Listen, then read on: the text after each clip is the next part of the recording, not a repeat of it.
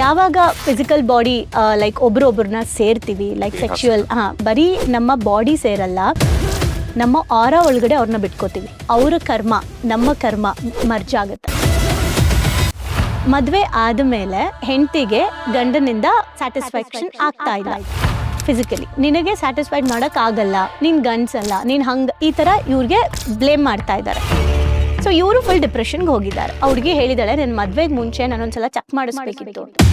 ಇನ್ನೊಬ್ರಿಗೆ ನೋವು ಕೊಡ್ತಾ ಇದ್ದೀವಿ ಅಂದರೆ ಅದು ಪ್ರೀತಿನಾ? ಇನ್ನೊಬ್ರು ಮರ್ಯಾದೆ ತೆಗಿತಾ ಇದ್ದೀವಿ ಅಂದರೆ ಅದು ಪ್ರೀತಿನಾ? ಹೌದು, ನಿನ್ನ ಜೊತೆಗೆ ನಂಗೆ ಕಷ್ಟ ಆಗ್ತಾ ಇದೆ ಇರೋದಕ್ಕೆ, ಬೇರೆ ರಿಲೇಷನ್ಶಿಪ್ ಇಟ್ಕೊಂಡಿದ್ದೀನಿ, ನಿನಗೆ ಮೋಸ ಮಾಡಲ್ಲ, ಈ ಸತ್ಯನ ಹೇಳೋಕ್ಕಾಗತ್ತಾ ಅಂತ.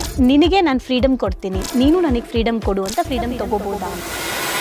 ಇವಾಗ ಗಂಡ ಹೆಂಡತಿ ಸಂಬಂಧ ಅಂತ ಬಂದಾಗ ನೀವು ಫಿಸಿಕಲ್ ರಿಲೇಷನ್ಶಿಪ್ ಇಟ್ಕೊಳ್ತಾ ಇದ್ದೀರಾ ಒಬ್ಬ ವ್ಯಕ್ತಿ ಜೊತೆಗೆ ಅಂತ ಅಂದರೆ ಸೆಕ್ಸ್ ಮಾಡ್ತೀವಿ ಅಂತ ಹೇಳ್ತಾ ಅಲ್ಲ. ನಮ್ಮ ಎಮೋಷನ್ಸ್, ಫೀಲಿಂಗ್ಸ್, ಆ ರಿಲೇಷನ್ಶಿಪ್ಪು, ಆ ಮದುವೆ ಸಂಬಂಧ ಲೈಫ್ ಲಾಂಗ್ ಇರುತ್ತೆ ಅಂತ ಅರ್ಥ.